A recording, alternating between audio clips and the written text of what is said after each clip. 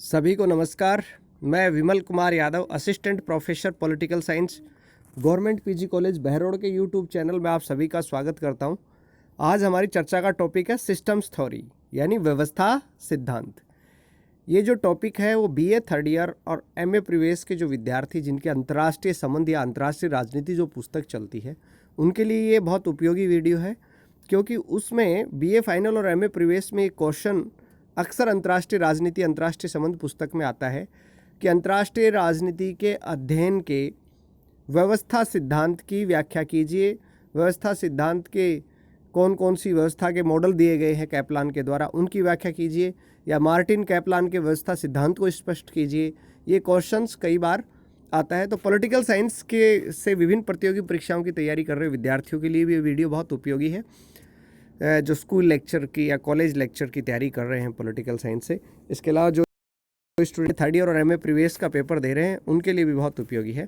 तो आइए चर्चा करते हैं व्यवस्था सिद्धांत के बारे में। पिछले वीडियो में हम चर्चा कर चुके हैं अंतर्राष्ट्रीय राजनीति के अध्ययन के यथार्थवादी उपागम के बारे में। अब बात करेंगे सिस्टम थ्योरी के बारे में। दरअसल अंतर्राष्ट्रीय राजनीति को समझने के लिए, उसका विश्लेषण करने के लिए और भविष्य की जो चुनौतियां आने वाली हैं उनके समाधान के लिए जो व्यवस्था सिद्धांत के जो सिद्धांतकार हैं उन्होंने सब ने अपने अपने दृष्टिकोणों से व्याख्या की है। मॉर्टन कैप्लान ने 1957 में एक पुस्तक लिखी थी, system and process in international politics, यानी अंतर्राष्ट्रीय राजनीति में व्यवस्था एवं प्रक्रिया। इस system and process in international politics पुस्तक के माध्यम से उन्होंने विश्व राजनीति को समझने का एक प्रयास किया था कि ये इसके पीछे क्या मकसद है, ये जो सिद्धांत दे रहे हैं इनके पीछे क्या मकसद है, ताकि अंतर्राष्ट्रीय राजनीति को समझा जा सके। अंतर्राष्ट्रीय राजनीति में घटनाएं क्यों होती हैं, क्या कारण होते हैं और भविष्य में उनका स्वरूप क्या होता है, इन चीज़ों को समझने के लिए अंतर्राष्ट्रीय राजनीति के अलग अलग सिद्धांतों और उपागमों का अध्ययन किया जाता है। कैप्लान ने जो है अपनी पुस्तक system and process in international politics में 6 प्रकार की संरचनाएं या व्यवस्थाएं मानी हैं, 6 प्रकार की प्रणालियां उन्होंने मानी हैं। उन्होंने बताया है अपनी उन पुस्तक में कि न केवल ये 6 प्रकार की व्यवस्थाएं हैं, बल्कि उन 6 प्रकार की व्यवस्थाओं को प्रभावित और संचालित करने की प्रक्रिया कौन सी है। वो ये कहते हैं कि यद्यपि इस बात का पूर्वानुमान लगाना तो मुश्किल है कि अलग अलग व्यवस्थाओं में राज्य किस प्रकार का व्यवहार करेंगे, लेकिन जिस प्रकार भौतिक वैज्ञानिक जो है गैस के कणों के मार्ग की पहले से नक्शा बनाने के लिए ये भविष्यवाणी कर सकता है कि एक निश्चित दबाव और निश्चित तापमान में गैस के कण किस प्रकार व्यवहार करेंगे, उसी प्रकार मार्टिन कैप्लान कहते हैं कि जो 6 प्रकार के जो मॉडल वो बता रहे हैं, अगर अंतर्राष्ट्रीय व्यवस्थाएं स्थिर हों तो राज्यों के व्यवहार का भी पता लगाया जा सकता है। इन अलग अलग 6 मॉडल में राज्यों के व्यवहार का आकलन किया जा सकता है यदि अंतर्राष्ट्रीय व्यवस्था स्थिर हो, और इन अंतर्राष्ट्रीय व्यवस्थाओं में कैसे परिवर्तन आएगा ये भी पता लगाया जा सकता है। वो कहते हैं कि अंतर्राष्ट्रीय व्यवस्था की स्थिरता पर ही राज्य का व्यवहार निर्भर करता है।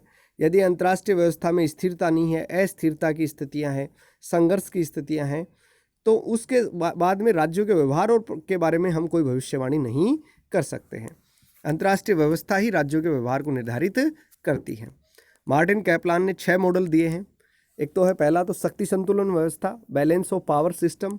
दूसरा है ढीली द्विध्रुवीय व्यवस्था, लूज बाइपोलर सिस्टम। तीसरा है कठोर द्विध्रुवीय व्यवस्था, टाइट बाइपोलर सिस्टम। चौथी है सार्वभौमिक व्यवस्था, यूनिवर्सल सिस्टम। पांचवी है पद सोपानिक व्यवस्था, हायरार्किकल सिस्टम। और छठी है इकाई वीटो सिस्टम या इकाई निषेधाधिकार व्यवस्था। तो ये 6 प्रकार के मॉडल उसने दिए हैं, शक्ति संतुलन, ढीली द्विध्रुवीय, टाइट जो है द्विध्रुवीय, सार्वभौमिक व्यवस्था, पद सोपानीय और यूनिट वीटो सिस्टम। जो पहली जो व्यवस्था है शक्ति संतुलन व्यवस्था, उसमें मार्टिन कैप्लान इस शक्ति संतुलन व्यवस्था के 6 नियम बताते हैं। वो 6 नियम कौन कौन से हैं कि अंतर्राष्ट्रीय राजनीति में प्रत्येक राष्ट्र जो है, प्रत्येक राजनीतिक अभिनेता, प्रत्येक स्टेट एक्टर जो है अपनी क्षमताओं में अभिवृद्धि करना चाहता है, और अपनी क्षमताओं में अभिवृद्धि करने के लिए वह युद्ध की बजाय वार्ता का सहारा लेता है। यानी वो युद्ध पर बल नहीं देता बल्कि वार्ता पर बल देता है। यानी हर राज्य अपनी कैपेसिटीज़ को बढ़ाने के लिए युद्ध की बजाय वार्ता का मार्ग अपनाना चाहता है। लेकिन दूसरा पॉइंट वो ये कहता है कि प्रत्येक जो राष्ट्र है, प्रत्येक राजनीतिक अभिनेता है, प्रत्येक अंतर्राष्ट्रीय राजनीति में भाग लेने वाला देश है, उसका एकमात्र अंतिम उद्देश्य होता है अपने हितों की रक्षा करना। और अगर उसके हितों पर आंच आती है और उसके लिए उसे युद्ध भी करना पड़े तो वह युद्ध के लिए भी तैयार रहता है, यानी उसे युद्ध के लिए भी तैयार रहना चाहिए, क्योंकि उसका उद्देश्य है अपने हितों का अधिकतम संरक्षण। तीसरी बात वो कहता है कि किसी भी राष्ट्रीय अभिनेता को अंतर्राष्ट्रीय व्यवस्था से अलग नहीं किया जाना चाहिए, यानी किसी भी राष्ट्र का पूर्णतः राष्ट्र को नष्ट नहीं किया जाना चाहिए, किसी भी राष्ट्र का पूर्णतः अंत नहीं किया जाना चाहिए, पूर्णतः तबाह नहीं करना चाहिए, बल्कि अपने विरोधी को समाप्त करने से पहले ही जो अंतर्राष्ट्रीय राजनीति में भाग लेने वाले देश हैं, राष्ट्र हैं, उनको युद्ध समाप्त कर देना चाहिए। चौथा ये कहता है कि प्रत्येक अंतर्राष्ट्रीय राजनीति में भाग लेने वाले राष्ट्र को ये प्रयास करना चाहिए कि राष्ट्रों का कोई भी समूह इतना शक्तिशाली नहीं हो जाए कि वो अंतर्राष्ट्रीय व्यवस्था की शांति और स्थिरता को प्रभावित कर सके, यानी कोई भी ग्रुप इतना शक्तिशाली नहीं हो कि वो अंतर्राष्ट्रीय शांति को बर्बाद कर सके, मनमानी कर सके। पांचवा ये पॉइंट ये कहता है कि प्रत्येक राष्ट्र ये अभिनेता को, प्रत्येक देश को ये प्रयास करना चाहिए कि कोई अन्य राष्ट्र ऐसा प्रयास नहीं करें कि वो सुपरनेशनल बन जाए, एक सुपरनेशनल संगठन बनाए। तो इससे अंतर्राष्ट्रीय शांति और सुरक्षा को खतरा उत्पन्न हो जाएगा, अंतर्राष्ट्रीय स्थिरता जो है उसको खतरा उत्पन्न हो जाएगा। एक छठा, कोई अगर मान लीजिए कोई राष्ट्र पराजित भी हो जाता है तो उसे अंतर्राष्ट्रीय व्यवस्था में पुनः प्रवेश की अनुमति दी जानी चाहिए। तो ये इसने शक्ति संतुलन सिद्धांत के 6 नियम बताए हैं। क्वेश्चन कई बार छोटा भी आ जाता है कि मार्टिन कैपलान के द्वारा या शक्ति संतुलन सिद्धांत के प्रमुख 6 नियम कौन से हैं शक्ति संतुलन व्यवस्था के, तो ये आपको याद करने हैं। कैपलान कहता है कि अगर इन 6 नियमों का पालन किया जाए तो अंतर्राष्ट्रीय व्यवस्था में, अंतर्राष्ट्रीय राजनीति में स्थिरता बनाई रखी जा सकती है, शक्ति संतुलन बनाए रखने में आसानी होती है। क्योंकि व्यवस्था के पीछे जब भी कभी व्यवस्था बिगड़ती है, अंतर्राष्ट्रीय राजनीति में युद्ध और संघर्ष बढ़ते हैं, तो उसके पीछे मुख्य कारण होता है संतुलन का अभाव। प्रथम और द्वितीय विश्व युद्ध के पीछे वो कहते हैं प्रथम और द्वितीय विश्व युद्ध का कारण था शक्ति संतुलन का अभाव होना, क्योंकि जब यूरोपियन देशों के बीच शक्ति का असंतुलन पैदा हो गया तो युद्ध हुआ।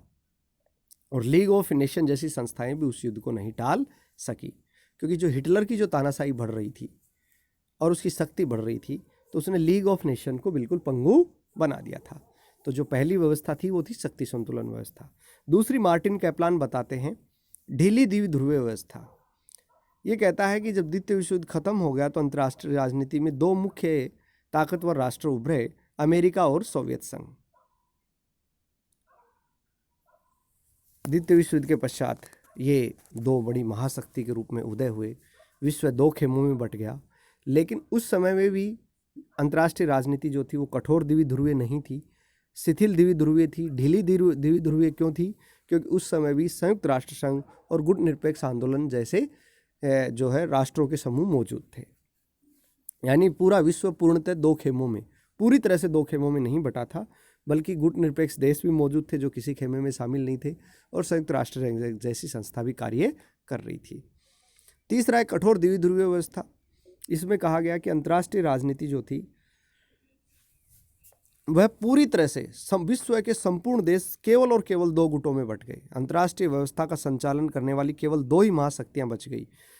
संयुक्त राष्ट्र संघ, गुट निरपेक्ष आंदोलन जैसी संस्थाएं बिल्कुल पंगु हो जाती हैं और विश्व पूरी तरह से 2 महाशक्तियों के हाथ में आ जाता है, और उनके गिर्द गिर्द ही पूरी अंतर्राष्ट्रीय राजनीति, अंतर्राष्ट्रीय संबंध और विदेश नीति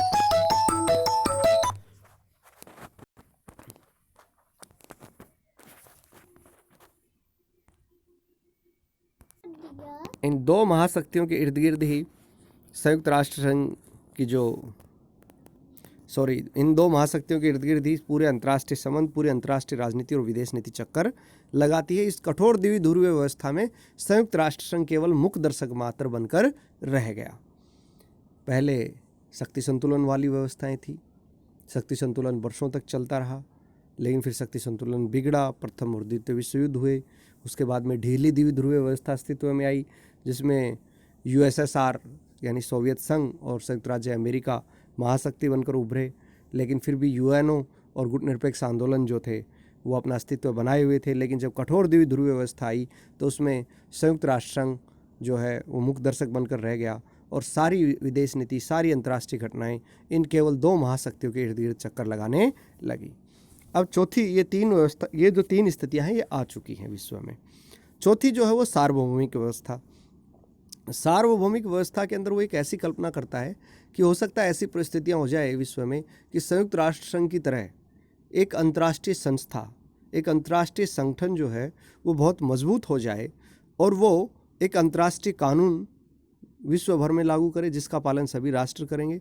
सभी राष्ट्र परस्पर सहयोग, शांति, सुरक्षा और पारस्परिक सहिष्णुता के आधार पर कार्य करेंगे। ये एक विश्व राज्य जैसी व्यवस्था होगी और इसके अंदर जो है वह अंतर्राष्ट्रीय संतुलन बना रहेगा। यानी कोई सार्वभौमिक संगठन, कोई संयुक्त राष्ट्र संघ जैसा संगठन, कोई विश्व संगठन जो है वो विश्व राज्य के सपने को आकार देगा, जिसमें राष्ट्रों की सीमाएं गौण हो जाएंगी, परस्पर सहिष्णुता, सहयोग और अंतर्राष्ट्रीय कानूनों के आधार पर शासन संचालित होगा। तो ये कल्पना की गई है कैप्लान के द्वारा। पांचवा हो सकता है कि एक ऐसी व्यवस्था नहीं आई कि भाई सार्वभौमिक जो है एक विश्व राज्य जैसी व्यवस्था है। पद सोपानी व्यवस्था के अंतर्गत ये कहता है कि इसमें एक सबसे शक्तिशाली राष्ट्र होगा, वो परम शक्तिशाली होगा, वो एकमात्र महाशक्ति बचेगा दुनिया में और वो एकमात्र महाशक्ति सभी राष्ट्रों को नियंत्रित करेगी, जिसके कारण अंतर्राष्ट्रीय व्यवस्था में स्थिरता बनेगी, क्योंकि अन्य सभी राष्ट्र उसके सामने सिर झुकाएंगे। वो सबसे शक्तिशाली राष्ट्र होगा, वो एक महाशक्ति होगा और वह संपूर्ण अंतर्राष्ट्रीय व्यवस्था का संचालन करेगा। वह अंतर्राष्ट्रीय राजनीति को दिशा निर्देशित करेगा और उसे संचालित करेगा। तो ये पद सोपानिक व्यवस्था है जिसमें शीर्ष पर एक महाशक्ति मौजूद होगा और नीचे पदक्रम में अन्य राष्ट्र मौजूद होंगे। छठा है इकाई निषेधाधिकार सिस्टम, इकाई वीटो सिस्टम। इसमें कैप्लान कहता है कि हो सकता है एक ऐसी व्यवस्था स्थापित हो जिसमें सभी राष्ट्रों के पास ऐसी क्षमता हो कि वो दूसरे राष्ट्रों को नष्ट कर सकें, यानी वो समान रूप से शक्तिशाली हो सकते हैं। प्रत्येक राष्ट्र दूसरे राष्ट्र को नष्ट करने की क्षमता रख सकता है। जैसे परमाणु हथियार, कि परमाणु हथियारों की पहुंच सभी देशों तक हो जाए तो सभी राष्ट्र दूसरे राष्ट्रों को नष्ट करने में सक्षम हो जाएंगे। तो इसके अंदर जो है आतंक का संतुलन स्थापित हो जाता है। प्रत्येक राज्य किसी दूसरे राज्य की चुनौती और खतरे का सामना करने की क्षमता रखता है, उसकी चुनौती का उत्तर दे सकता है या बदला दे सकता है। तो इससे स्वतः ही स्थिरता कायम हो जाती है, यानी कोई भी एक राष्ट्र दूसरे राष्ट्र पर हमला करने की हिमाकत नहीं करता, भय का संतुलन कायम हो जाता है। तो उसको वो बोलता है यूनिट वीटो सिस्टम। कैप्लान के जो आलोचक हैं केनेथ वॉल्ट्ज, उन्होंने जो पुस्तक लिखी 1979 में, थ्योरी ऑफ इंटरनेशनल पॉलिटिक्स, तो उसमें उन्होंने संरचनावादी उपागम में संशोधन किया कि सिस्टम लेवल और यूनिट लेवल दोनों अलग अलग चीज़ हैं। उसने कहा कि हमारा ये जो अंतर्राष्ट्रीय व्यवस्था है ये राज्यों को कार्य करने के लिए बाध्य करती है। केनेथ वॉल्ट्ज कहते हैं कि राज्य चाहे आंतरिक रूप से कैसा भी उसका चरित्र क्यों न हो, चाहे राज्य आंतरिक रूप से डेमोक्रेटिक हो या ऑटोक्रेटिक हो, पूंजीवादी हो या साम्यवादी हो, शांति प्रिय हो या आक्रामक हो, इस बात से कोई फर्क नहीं पड़ता कि किसी राज्य का आंतरिक चरित्र कैसा है। दरअसल अंतर्राष्ट्रीय व्यवस्था एक अराजकतावादी व्यवस्था है। अराजकतावादी इसलिए है क्योंकि इसमें अराजकता का वातावरण है, असुरक्षा का वातावरण है, अनिश्चितता का वातावरण है। कोई भी राष्ट्र परम शक्तिशाली होने का दावा नहीं कर सकता है और उसका कारण है कि राज्यों के मध्य क्षमताओं का जो वितरण है वो समान नहीं है। प्रत्येक राज्य आशंकित रहता है कि अगर मैंने अपनी क्षमता नहीं बढ़ाई तो दूसरा राज्य मुझ पर आक्रमण नहीं करेगा, यानी उसकी सिक्योरिटी की कोई गारंटी नहीं है इस अराजकता के वातावरण में।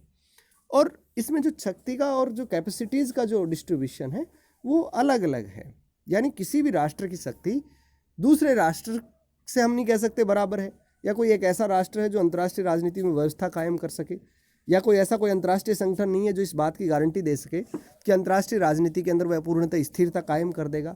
यानी राष्ट्रों की सुरक्षा की कोई गारंटी नहीं है। वातावरण बड़ा सा अराजकतावादी है, संरचना बिल्कुल बदलती रहती है, तो अंतर्राष्ट्रीय राजनीति में भविष्यवाणी करना भी संभव नहीं है। ये अंतर्राष्ट्रीय राजनीति का अराजकतावादी वातावरण ही राष्ट्रों को अंतर्राष्ट्रीय राजनीति में भाग लेने के लिए प्रेरित करता है, उन्हें अपनी क्षमताओं में बढ़ाने के लिए प्रेरित करता है। वॉल्ट्स कैप्लान की इस बात से सहमत जरूर थे कि हिस्ट्री में जो है दो अंतर्राष्ट्रीय व्यवस्थाएं रही हैं, एक तो द्विध्रुवीय और एक बहुध्रुवीय। वो कहते हैं जब 1648 ईस्वी में वेस्टफेलिया ट्रीटी हुई थी, जिसमें राष्ट्र राज्य की अवधारणा, आधुनिक राष्ट्र राज्य की अवधारणा अस्तित्व में आई थी, उस वेस्टफेलिया ट्रीटी से लेकर सेकेंड वर्ल्ड वार तक बहुध्रुवीय व्यवस्था ही जो थी और वह राष्ट्रों के मध्य संबंधों को निर्धारित करती रही। लेकिन सेकेंड वर्ल्ड वार के बाद में बहुध्रुवीय व्यवस्था की बजाय द्विध्रुवीय व्यवस्था आ गई, जिसमें दो महाशक्तियां उभरी, अमेरिका और सोवियत संघ। वॉल्ट्स कहते हैं कि बहुध्रुवीय व्यवस्था की अपेक्षा द्विध्रुवीय व्यवस्था ज़्यादा स्थिर थी। वॉल्ट्स का ये मानना था कि दो महाशक्तियों के अस्तित्व के कारण जो अंतर्राष्ट्रीय राजनीति के अंदर जो भ्रम की स्थिति थी, जो अनिश्चितता की स्थिति थी, वो थोड़ी कम हुई है। जैसे दो अंगों की समस्याओं का समाधान दो से अधिक अंगों की समस्याओं के समाधान से अधिक आसान है, ऐसे ही बहुध्रुवीय व्यवस्था की बजाय द्विध्रुवीय व्यवस्था अंतर्राष्ट्रीय राजनीति में स्थिरता प्रदान करती है, निश्चितता प्रदान करती है। इसके अतिरिक्त अगर हम बात करें तो वर्तमान में जो अंतर्राष्ट्रीय व्यवस्था है उसमें आत्मनिर्भरता बढ़ चुकी है। आज जो कैप्लान का जो पद सोपानीय सिस्टम था कि एक परम शक्तिशाली राष्ट्र अन्य राष्ट्रों को नियंत्रित करेगा, वो संभव नहीं है। और दूसरा उसका इकाई वीटो सिस्टम कि आज की व्यवस्था पर लागू नहीं किया जा सकता, क्योंकि सभी राष्ट्रों के पास परमाणु शक्ति नहीं है, परमाणु क्षमता नहीं है, विश्व के चुनिंदा देशों के पास ही ये व्यवस्था है। तो ये मॉडल पूरी तरह से अव्यवहारिक है। जोसेफ नाई जूनियर, हेनरी किसिंगर, गेडिस, इन्होंने कहा है कि 2001 में जो अमेरिका पर बर्बरतापूर्ण हमला हुआ, तो उससे कैप्लान का ये जो मॉडल है पद सोपानीय व्यवस्था वाला, कि जिसमें एक महाशक्ति होगी जो अन्य राष्ट्रों के व्यवहार को नियंत्रित करेगी, पूर्णतः निरर्थक हो गया। क्योंकि जैसा अमेरिका जैसा राष्ट्र सुरक्षित नहीं है, उस पर हमला किया जा सकता है, उसकी सुरक्षा को चुनौती दी जा सकती है। तो इस बात की कल्पना करना है कोई महाशक्ति पद सोपानीय व्यवस्था के अंतर्गत दूसरे राष्ट्रों को नियंत्रित करने की स्थिति में रहेगी, पूर्णतः सही नहीं है। आज अंतर्राष्ट्रीय राजनीति में कई नई चुनौतियां उत्पन्न हो गई हैं, जैसे टेररिज्म का एक खतरा, वैश्विक आतंकवाद का खतरा बढ़ रहा है, पर्यावरण असंतुलन बढ़ रहा है, शरणार्थियों की समस्याएं बढ़ रही हैं, जैसे सीरिया के गृह युद्ध के दौरान यूरोप के और देशों में बड़े पैमाने पर शरणार्थी बढ़ गए हैं, मानवाधिकारों का उल्लंघन हो रहा है। तो आज अमेरिका जैसा बड़ा देश भी, महाशक्तिशाली देश भी जो है इन समस्याओं का अकेले समाधान नहीं कर सकता, उसे भी दूसरे देशों के सहयोग की आवश्यकता पड़ी है। इन नई चुनौतियों का सामना करने के लिए एक सार्वभौमिक संगठन या संयुक्त राष्ट्र संघ जैसे जो संगठन हैं, इनकी सक्रिय भूमिका की और अंतर्राष्ट्रीय सहयोग की आवश्यकता बढ़ रही है। स्टैनले हॉफमैन ने कहा था कि शक्ति का स्वरूप बदल रहा है। इस अंतर्राष्ट्रीय व्यवस्था में अमेरिका जैसे देशों को भी दूसरे राष्ट्रों के सम्मान को और दूसरे राष्ट्रों के लोगों को ठेस नहीं पहुंचानी चाहिए। हॉफमैन का ये भी मानना था कि अमेरिका ने जो मनमानी की, खासकर सोवियत संघ के पतन के पश्चात 1991 से लेके और 2005-06 तक जो अमेरिका का मनमानीपूर्ण रवैया रहा, उसके कारण भी पश्चिमी एशिया के जो देश थे वो अमेरिका के विरोधी हो गए। और इसका कारण है अमेरिकी प्रशासन की संकीर्ण नीतियाँ। तो जो पद सोपानी जैसा मॉडल जिसकी मार्टिन कैप्लान ने कल्पना की थी कि एक महाशक्तिशाली देश दूसरों को नियंत्रित करेगा, ये मॉडल पूर्णतः काल्पनिक और अव्यवहारिक है।